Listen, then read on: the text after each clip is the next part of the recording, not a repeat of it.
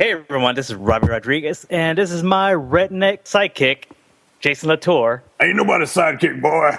Y'all listening to the Amazing Spider Talk. Too many who know the angles, uncover and untangle all the questions and the webs left out to dangle.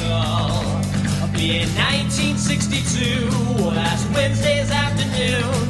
They'll bend your ears with reckless self-abandon.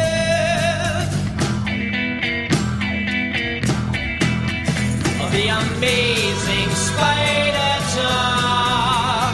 The Amazing Spider Talk. Come swing through the air, sit back and prepare for the Amazing Spider Talk.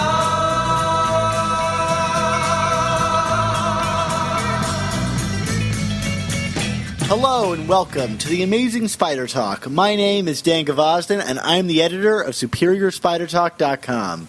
And I'm Mark Ginocchio, the editor of the Chasing Amazing blog and an editor at SuperiorSpiderTalk.com. Dan, I almost forgot where I'm writing. I wonder, maybe I should say I'm the founder and editor of SuperiorSpiderTalk.com, so there's some differentiation between the two of us. Sounds good. Yeah. Let's just go with that. All right, that sounds good. Well, of course, thanks everybody for joining us for our second episode. And if you're confused about that, this is our second episode of Amazing Spider Talk Renew Your Vows edition. Yes, we're stuck in the battle world. Yes, we are. So we hope you enjoy this podcast, and as always, that it provides an intelligent conversation between two fans and collectors as we hope to look at the Spider-Man comic universe. And I guess that universe is getting smaller by the book here in a bit of a bigger picture. You know, Dan, if we really want to imitate the comic book industry right now, we would just constantly reboot our show after about 6 episodes. It looks like we might have to be doing that in the future if we go with our numbering convention here. So just so we know, and until we randomly have a Amazing Spider Talk episode 800. Randomly, yeah. Well, anyway, for this episode, we'll be talking Amazing Spider Talk Renew Your Vows, number 2 by Dan Slott and Adam Kubert. Giving away prizes, discussing spider news, sorta, and all that other fine jazz. Yeah. Oh, you know what? I was thinking about this when you were talking about numbering, Mark. This is actually our 76th episode. Oh, my. I don't know what that means, but if you actually wanted to know how many episodes we've had 76. So we're in the Ramita years. Yes, we are in the Ramita years. All right. Well, like any other time of our 75 other episodes, if you hear this sound, please check out your iOS device for a link to an article, video, or image to enhance your listening experience. I wanted to give a special shout-out to those of you who are also listening to this at the San Diego Comic-Con, because while you're listening to this, it's likely that I'm walking around the show floor with you. So if you want to shoot me a tweet or say hi to me, I would love that. Otherwise, one more reminder, don't forget that we're having a Superior Spider Talk or Amazing Spider Talk meetup tonight. That's Friday at the Bootlegger at 8 p.m. It's right across the street from San Diego Comic-Con, and I'd love to see you all there. Yeah, and as you're listening to this right now, I'm sitting in my cubicle in New York. Mark, not all of us can have a fun life, but to be honest, I would rather be at the New York Comic-Con than the San Diego Comic-Con. Well, October, buddy, get your butt over here. I'm going to have to. But in the meanwhile, Mark, let's talk about Amazing Spider-Man Renew Your Vows, number 2.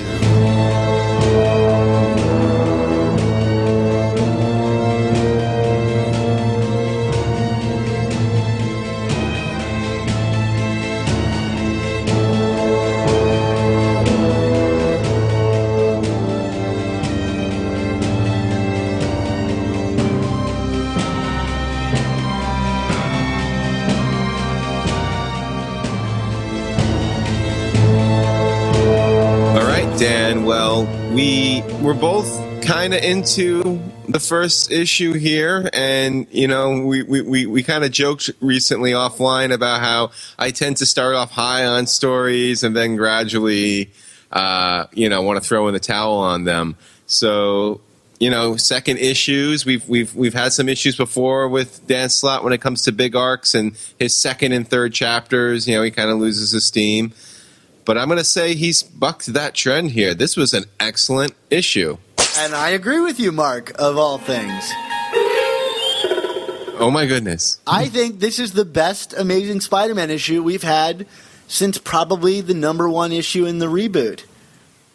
Yeah, I mean, this was really good. I mean, you know, these are all still glorified what-if stories, these Secret Wars tie-ins. And I feel like that is inherently problematic. You know, partly because it's like, you know, you read these books like Spider-Verse and Ultimate End, and you're just kind of like, you know, what are the stakes here? You know what I mean? Why should I care? And granted, this Peter Parker, Mary Jane, daughter Annie, you know, everyone else that's involved. I mean, these are an alternative version of them, but I feel the way that the tension and the drama has been built in this story, I'm buying into it. I'm engaged. I care about what's going on here. Yeah, I mean, if we can't care about continuity, and I have to admit that that's a large part of reading superhero comics for me, is, you know, knowing that there's going to be consequences, you know, hopefully. Then the next thing I think you have to rely on, and maybe on the same level you have to rely on for anything you read, is the quality of the story. You know, Spider-Man Reign, to me, is a really great story, even though it has nothing to do with Spider-Man continuity. And, you know, I think the same thing can be said about this story so far. It's a pretty quality story.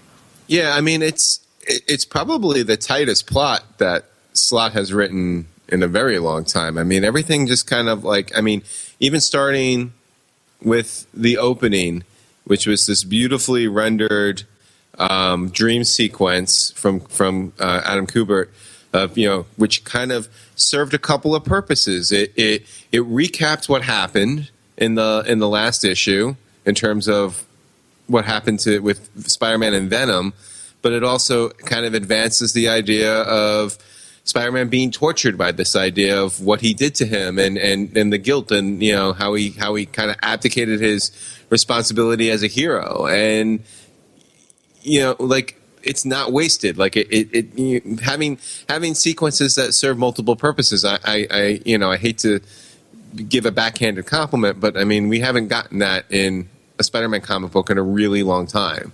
The sequence, the dream sequence, you know, beautifully rendered by Kubert in a different artistic style, which I think is always a smart choice when you're doing something like this to help differentiate it.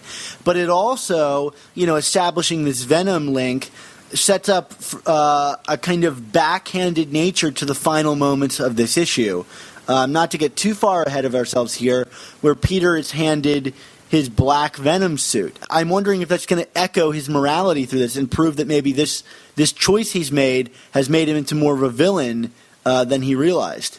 Yeah, I see what you're saying. I mean, you know, it's funny. I kind of saw the dream sequence as a way to kind of slide in there that this is, even though this is a harder-edged Peter from what we're used to in the 616 universe, that there are elements. I mean, like, you know, he made this decision because it was what's best for his family, and, you know, blah blah blah. And he kind of says that to a point where I'm almost questioning: does he truly believe this, or is he trying to convince himself that, you know, by holding on to this like colder, disconnected way from you know, power and responsibility?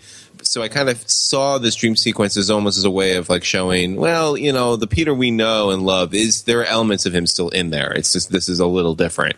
Oh yeah, I agree with you. I just think that there's an interesting thing being done with, I mean, the choice of Venom was not an accident, you know, and the idea that he's putting on this black costume is not an accident. And I'm hoping, and I wonder if that's the direction this is headed, is to kind of, you know, put him back in that costume and make a direct comparison between his actions.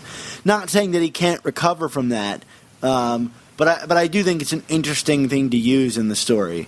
Something that I did also find interesting about that opening sequence that I felt kind of got paid off further in is this idea about the innocence of children in this series. Mm-hmm. You know, like there's this line in the beginning there where Venom is, you know, saying, "Oh, it wasn't Eddie Brock." Well, Brock is saying it wasn't me. It was the symbiote, and we would never harm Annie. She's an innocent, and you know, only to kind of, you know, take it back.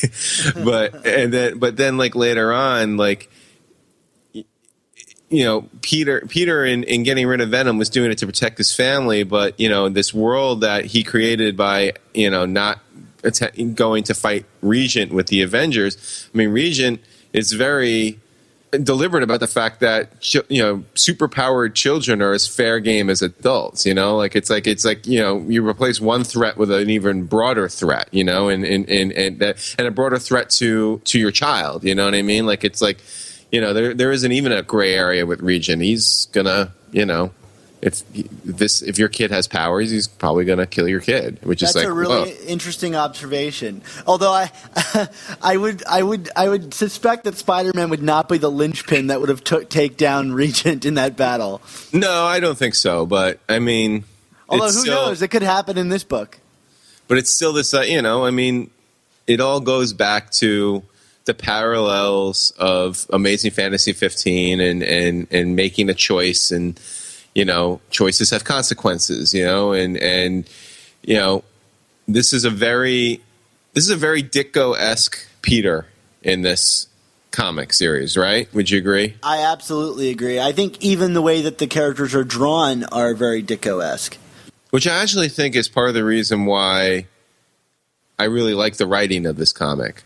You know, it's not this kind of man-child Peter that has evolved in recent years. You know, I think Slott is best when he's kind of aping Ditko to a degree in terms of the harder edge. But yeah, I mean, there are parallels here. You know, Peter let the burglar go by. We obviously know what happened. I mean, you know, he had a choice: help the Avengers or save his family, and he went to save his family, but kind of in that monkey's paw way. He still truly didn't, you know, like he just saved them from an immediate threat, but the threat is still there, and it manifests itself differently. Yeah, and I guess we're going to see that over the next couple issues played out in a more interesting way. I mean, now that, again, getting ahead of ourselves here, they're on the run, which is funny enough to me, reading this, kind of where I suspected the story of Peter would go after Back in Black, but before One More Day, was that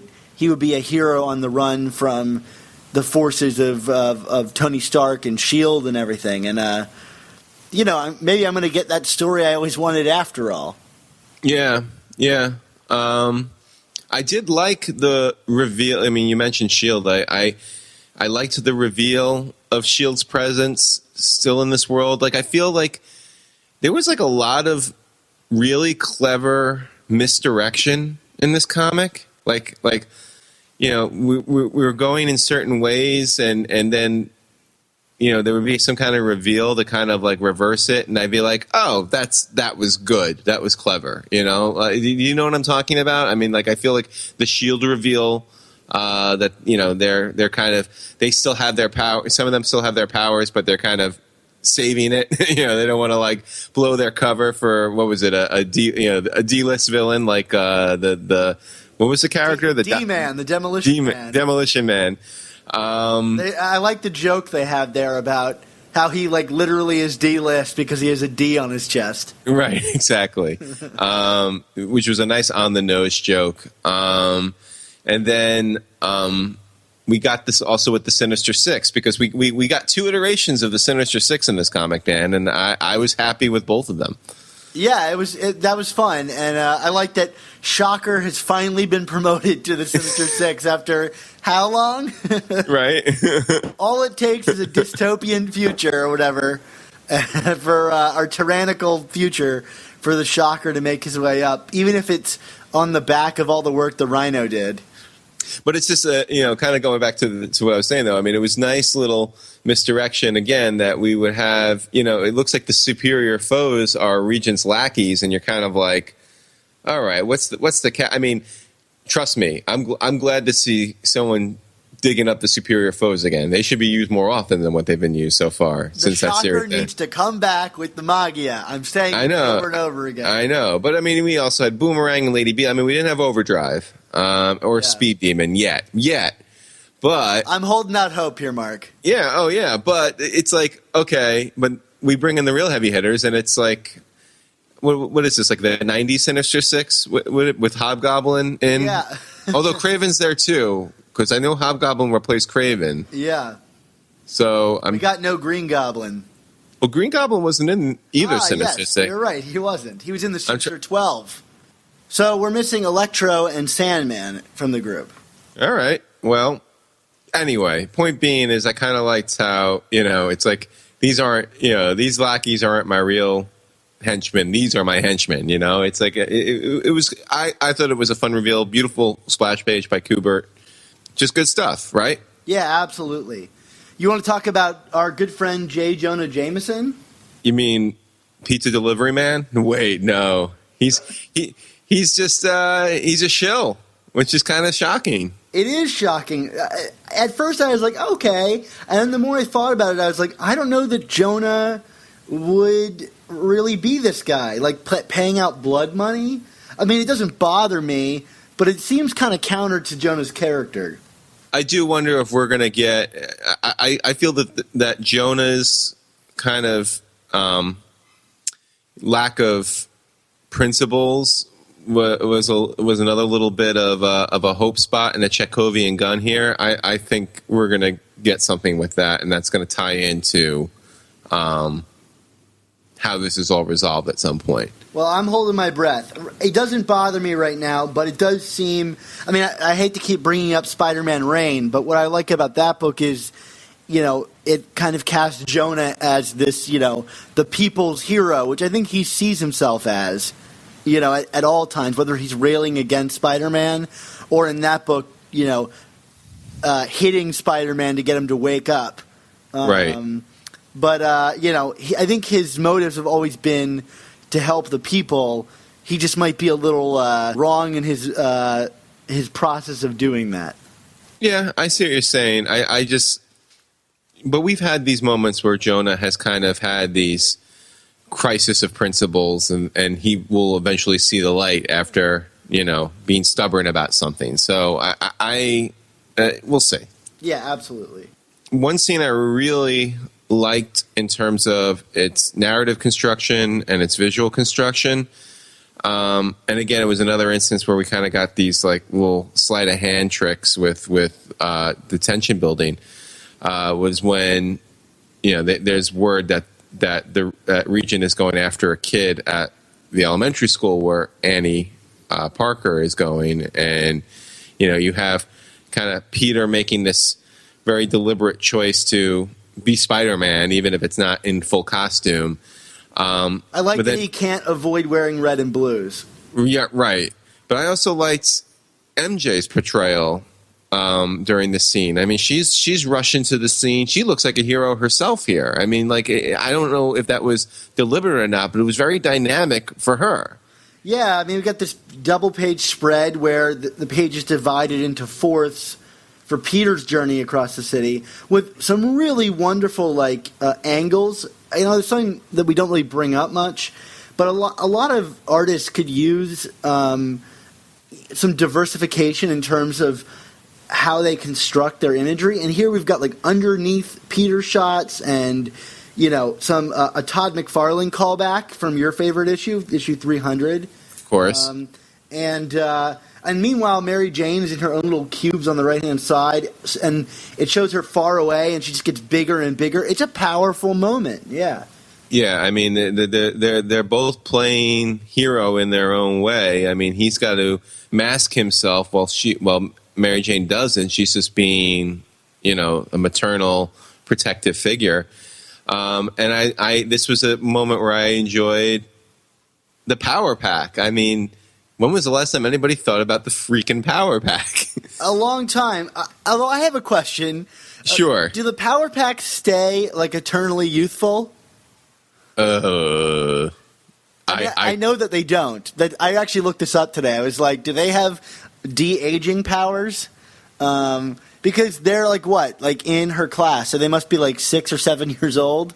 Yes. But they must have been 6 and 7 years old before, right? Before this 6-year time jump. Maybe. Yeah. I mean, unless they're somebody's kid. I couldn't tell you. It's just strange, the whole, like, there's a sliding time scale in comics, Right, Like, right. is Annie the only one who aged in those 6 years? Right. No. There's something I was thinking about. I was like, wait a minute, wouldn't they be like 12 or something now? Right, but I appreciated that they're setting this scene up where you think like you're going to see Annie like in the clutches of a villain, and it's like, oh no, it's actually the Power Pack that they're after, and Power Pack put up a pretty good fight. I thought there was a missed opportunity there with the Power Pack for when Peter arrives on the scene. To talk about the bad touch issue involving the Power Pack and Spider-Man. You know about this, right? I know all about this. That's funny. I didn't think about that. Is that the missed opportunity? Do you want to inform our audience who might not know about that? So there was a public service announcement, comic book issue about like sexual abuse. I'll put an image of this down in the podcast window. Right, and it, kind of in terms of biographical information about Peter Parker that never gets brought up again, that has been swept under the rug. Peter, Spidey admits to these kids, like, well, I got touched too as a kid, right? It's just like, I shouldn't be laughing. This is a real issue, but I laugh at that this is where they choose to reveal that kind of information and to promptly forget about it. We gotta figure out who wrote that. Yeah, it's like a 1-page thing, but like, who knows? It's like Jim Shooter or something, but we need another event.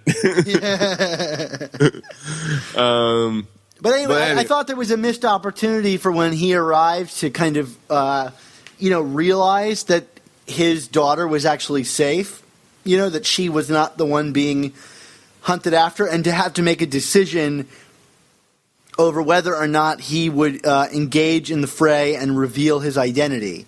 Right. That way we could kind of get an idea of his moral compass, because he kind of just dives in, which is typical Spider-Man fashion, he just diving into everything. Yeah, but I think that was another indication that he truly hasn't moved on from being Spider-Man. Yeah, no, I agree with you. I just think it's very interesting moment could have happened. Yeah, but it's very instinctive for him. I mean, it's these little hope spots that we're putting in there, that this status quo is not going to maintain. I mean, I know the status quo is not going to maintain because Secret Wars is going to end, but I think when this series ends, it's not just going to, cut to black. I think there's going to be some kind of resolution within this world, Sure. And talking of favorite scenes, my favorite scene in this book is probably any of the stuff at home between the Parkers, and particularly Mary Jane and Peter walking their daughter to school. Oh, that great scene. Great scene. Yeah, I complained last issue that I didn't really buy them as a family in that opening thing in the kitchen.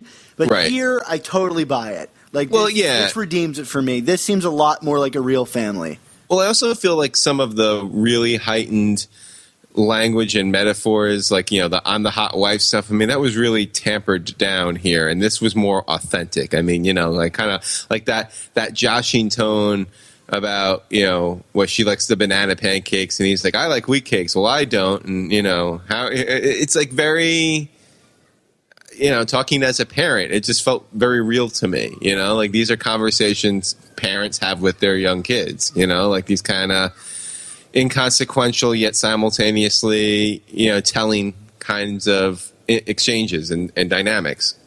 Yeah, although I will say, I want a moratorium on the wheat cake jokes. You can't go wrong with wheat cake jokes. I guess. I don't know. I just feel like it's played out. Like, I could go a year or two before I hear another joke about a wheat cake. You got to look up the Untold Tales of Spider-Man annual and get the wheat cake recipe. It's in there. I know. We need to do that. Maybe that'll be something we do in our 100th episode. Is you and I we'll make the wheat cakes. Video of us making wheat cakes. Yeah. I think I'm onto that. I like that idea a lot. Next time I come to visit you for a con, Mark, we're gonna make wheat cakes. All right, let's do it. All right. Well, I already made brunch for you once, so yeah. Oh yeah, chicken and waffles. They were great. Yeah. So, Here we go. Our food a sidetrack note. Yes. Of the episode. It's true. But what did you think about Peter remaining a paparazzi or a photographer?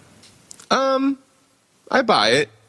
It's kind of Slott is paying homage to a lot of different eras of stories here. Like originally, I mean, this story still does feel very fixed in the 90s.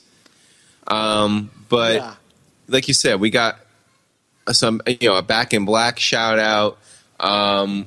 This is clearly a shout out to his paparazzi story that Slott wrote during the Brand New Day era, which I actually thought was one of the better Brand New Day stories. Even though it had the new Vulture?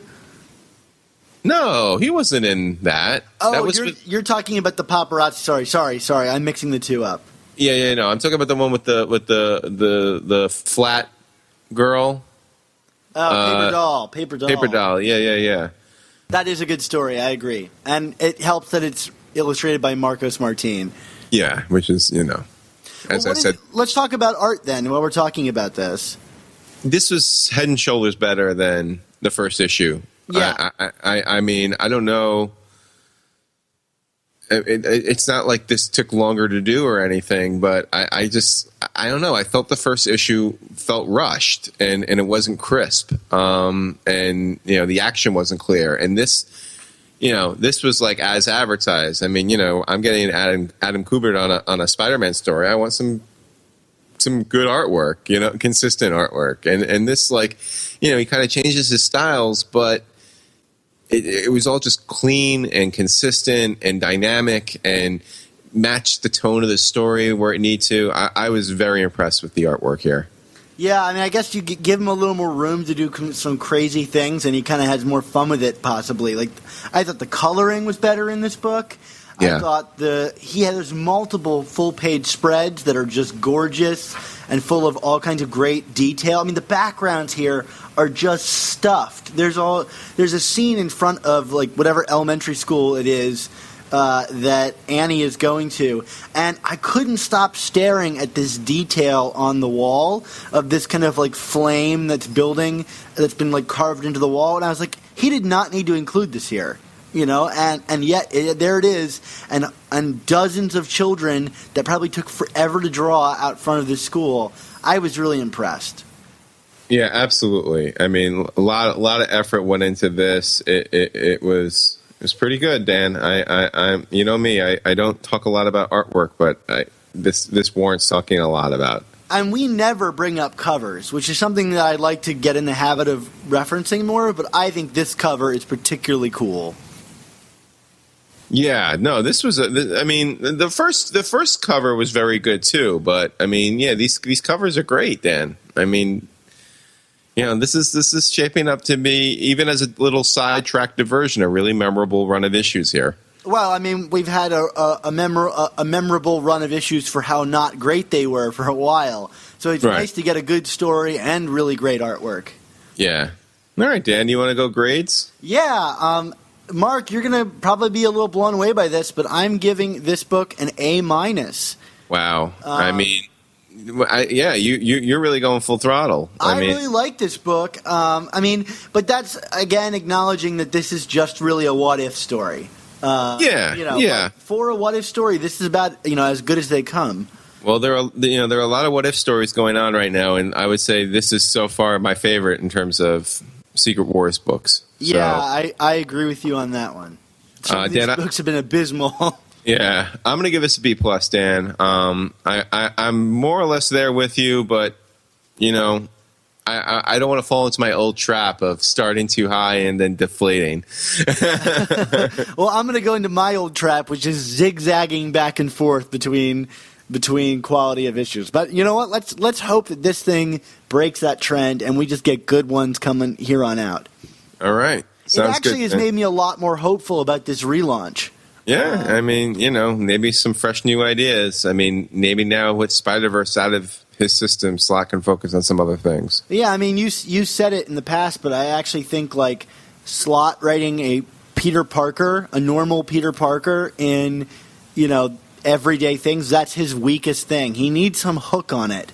And I think that's when his creative juices work the best. Yeah. All right, Dan. Well, do we want to talk about our famous club? Dare we say the name of it? Well, we'll get there. All right. Stand a little straighter, walk a little prouder, be an innovator, laugh a little louder, go forever greater. We can show you how to. And when will you be then? You belong, you belong, you belong, you belong to the Merry Marvel Marching Society. March along, march along, march along to the song of the Merry Marvel Marching Society. If you growl, if you groan, with the dour, sour outlook, if you howl, if you moan, you can lose your sauerkraut from keeping trim and in step with the vim and pep of the Merry Marvel Marching Society. Okay, Dan. Now's the time of the show where I sound rehearsed, and we thank all the wonderful people who have decided to donate some of their hard-earned do-re-mi to the show and have opted to join the Friendly Neighborhood Spider Talk Members Club. And this week we have no new members. Wah, wah. Well, still, it's good to celebrate the people that have decided to give us money in the past and are still members. And remember, if you are a member, please be sure to check your email this week for your free comics. We give them out weekly. And if you'd like to become a member of the Friendly Neighborhood Spider Talk Members Club and help support our show, please go to our site and click on the giant button that reads Friendly Neighborhood Spider Talk Members Club. Mark, why did we name it that? I don't know.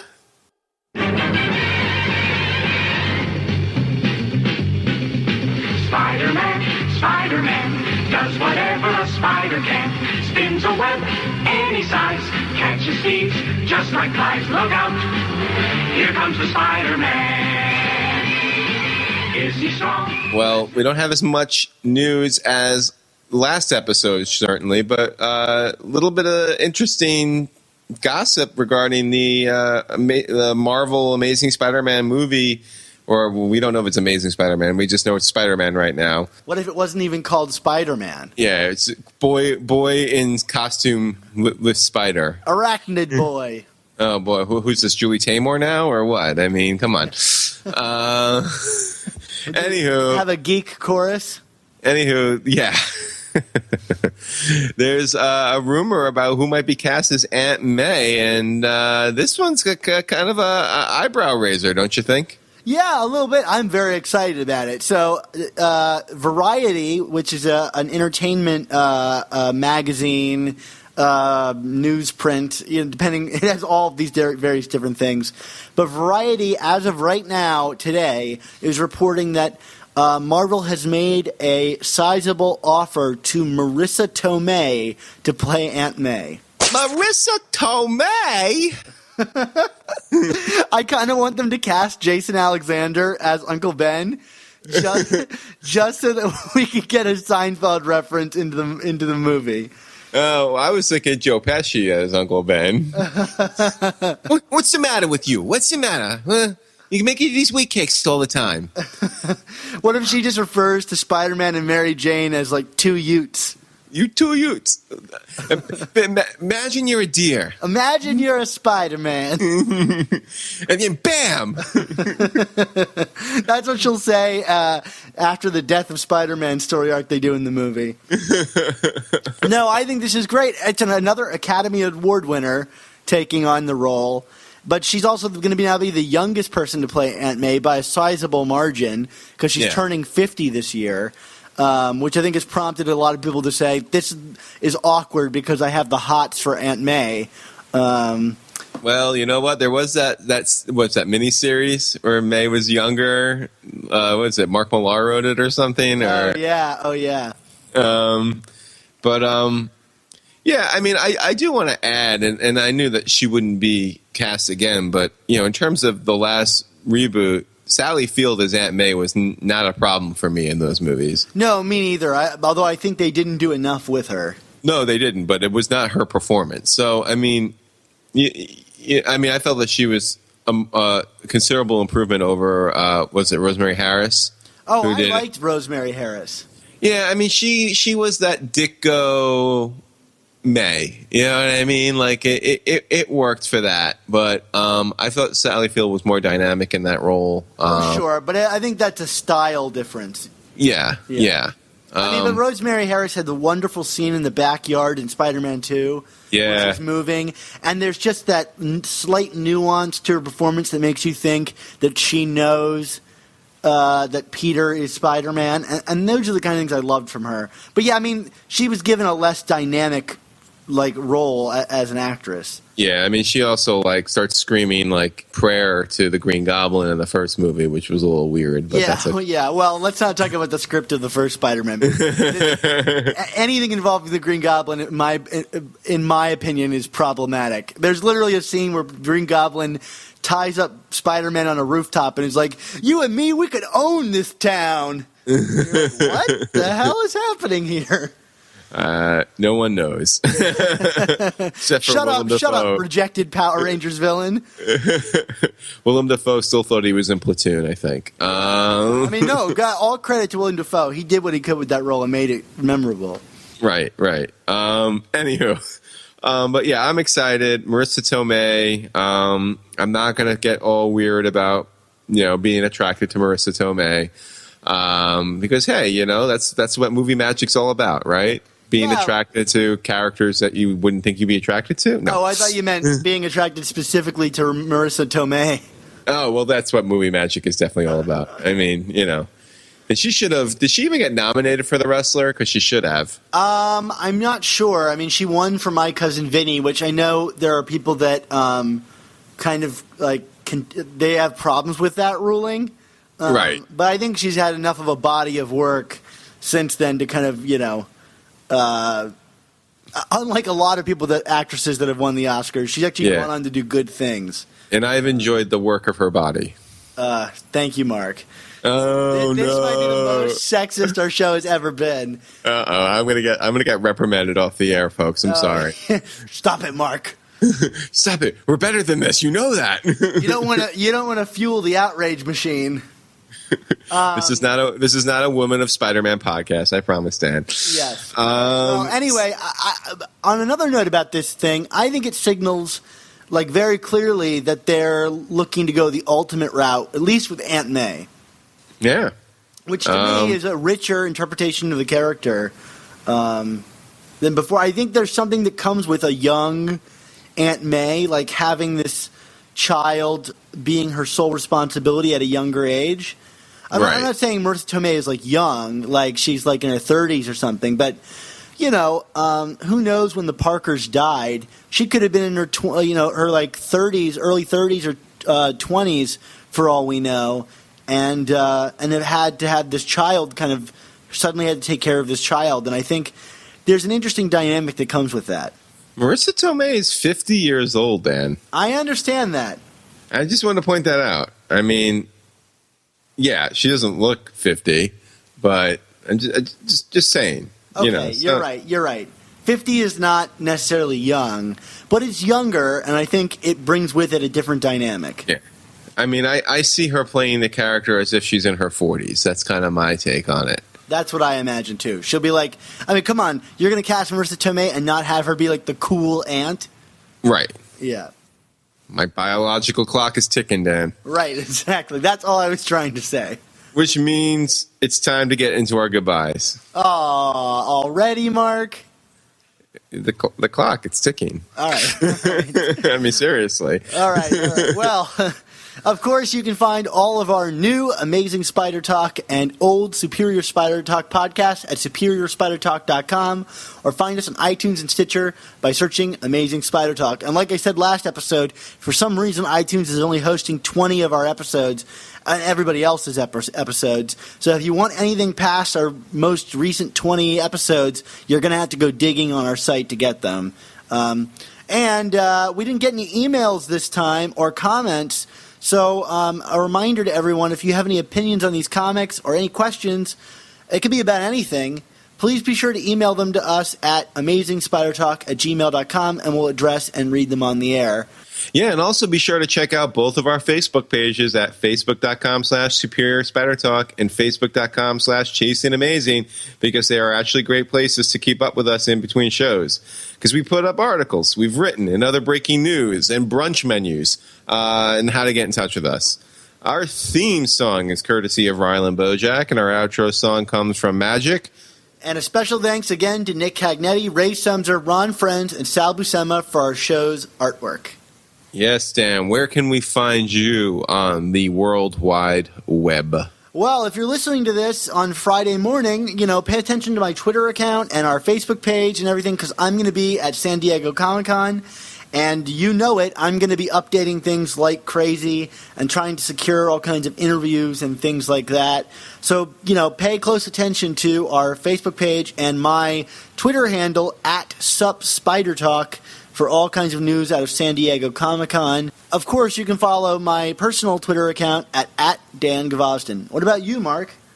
Well, I have to say, Dan, if reception at San Diego is half as good as it is at New York Comic Con, I don't know how much you're going to be tweeting during the event. Yeah, that's entirely possible, but we'll see. I'm trying. But we're going to be optimistic. I understand. No, I didn't mean to, throw a snowball at you there. But there are less skyscrapers in San Diego, so. Yeah, and I'm sure that the convention center is probably better than the Javits, which is just a hell mouth on earth. We love you, Javits. This episode was brought to you by the Jacob Javits Center in New York City. I wish. Anywho, you can find me, of course, at SuperiorSpiderTalk.com, where we are approaching the final few of our top Peter and Mary Jane story countdown. Dan, what do you think about the list so far? I'm loving it, Mark. Today's was actually, while we're recording this on Wednesday, was your number 4, and it was the great Tom DeFalco Ron Friends story of Mary Jane's origin. Yes, and that's one of my favorites. And it made me think, if issues were coming out once a month and being that character focused, now that we've got them twice a month, why can't they be that character focused now? Because you don't have to maintain people's attention. Did you not read Spider-Verse? It was filled with characters, Dan. That's all it was characters. All right, Mark. Well, anyway, I'm really liking your series, and I can't wait to see your top 3. Absolutely. That'll be coming over the next week, guys. So we'll do that. And we're also going to have a new Spanning Spectacular over the next week, and perhaps some more Clone Saga stuff. So stay tuned. Oh, also we got Ant-Man opening next week. So who knows? There might be some Spider-Man Ant-Man content coming up on Superior Spider Talk. I got to bring all my old tricks from Chasing Amazing with me, Dan. So it's also my birthday. Oh, that's right. On another note, a completely unrelated note. My birthday's the day Ant-Man comes out. So guess what I'm doing, Mark?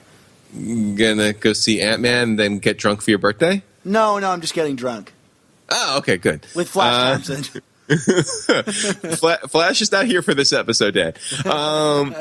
You can also find me at Chasing ASM blog, and that's kind of it. I think I said this last episode. I'm not spreading myself so thin. I'm all yours, Dan. It's wonderful, Mark.